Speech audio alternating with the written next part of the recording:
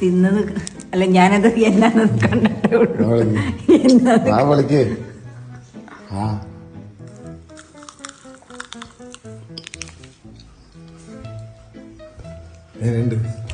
നിന്നെ പൊട്ടിത്തെറിക്കണോ?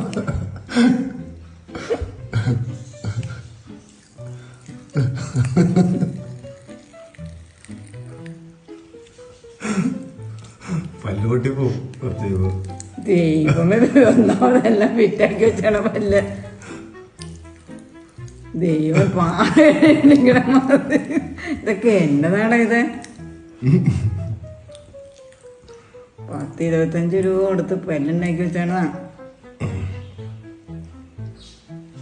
ഇത് എന്ന സാധനമാണത്?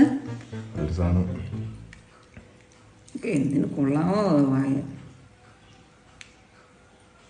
പാറ പൊടിയണോ?